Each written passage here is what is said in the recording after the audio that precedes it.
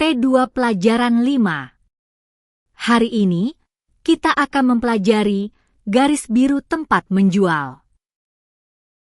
Apakah Anda ingat garis merah yang kita pelajari sebelumnya? Garis dasar yang harga selalu memantul dan naik. Hari ini, kita akan mempelajari garis biru yang berlawanan. Hari ini, kita akan mempelajari apa itu garis biru, mengapa harga terhambat dan turun ketika mencapai garis biru, satu kalimat aturan trading. Lihatlah layar Anda dan cari tempat harga selalu berbalik. Itulah topik kita hari ini. Garis biru adalah resisten. Secara teknis, ini adalah tingkat harga yang sering memantul. Dengan kata lain, ini adalah garis atas. Merah adalah dasar, dan biru adalah atas. Keduanya berlawanan. Satu mendorong harga naik, dan yang lainnya menurunkan harga. Lihatlah grafik harian Bitcoin di layar Anda. Apa yang terjadi ketika harga mencapai garis biru? Apakah Anda melihat pola harga berbalik dan turun? Harga tidak naik seperti gaji bulanan, tetapi ketika mencapai garis biru, harga akan memantul dan turun seperti bola pingpong. Jika Anda melihat pola ini berulang beberapa kali, maka garis biru tersebut kemungkinan besar adalah resisten. 1 atau 2 kali harga mencapai garis biru mungkin hanya kebetulan. Namun, jika Anda melihat pola yang berulang dalam sejarah, maka titik tersebut kemungkinan besar adalah resisten yang diakui oleh pasar. Sebagai contoh, setelah pemulihan yang kuat pada tahun 2020, setiap aset memiliki resisten yang jelas. Jika harga melewati garis tersebut, maka harga akan naik ke tingkat berikutnya, tetapi jika tidak, maka harga akan turun kembali. Terkadang, harga dapat melewati garis biru dan naik lebih tinggi. Namun, jika itu terjadi, maka Anda harus mencari garis biru yang baru dan lebih tinggi, atau harga mungkin akan kembali turun ke garis biru sebelumnya. Resisten tidak hanya satu garis, tetapi beberapa lapis. Semakin kuat resisten, maka semakin sulit bagi harga untuk melewatinya. Cari struktur lapisan ini di grafik Anda. Harga selalu bergerak di antara dua garis.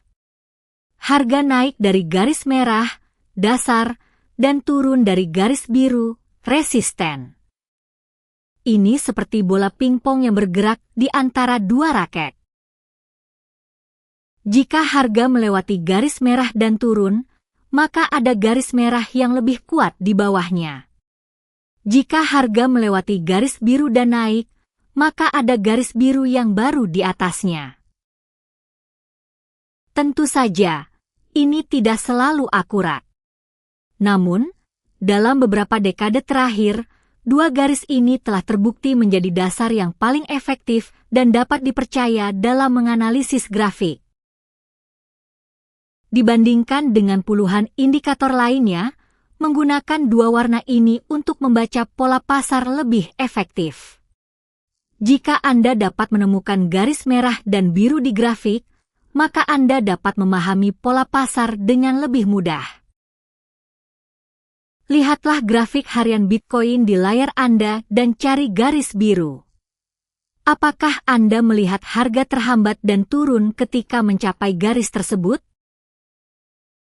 Kunci untuk menemukan garis biru adalah mencari titik di mana harga berulang kali berbalik dan turun. Ini berarti bahwa garis tersebut kemungkinan besar adalah resisten.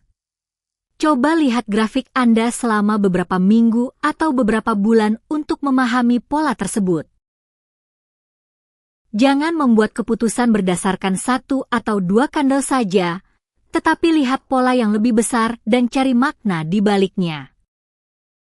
Jadi, Inti dari pelajaran hari ini adalah membeli dari merah dan menjual dari biru.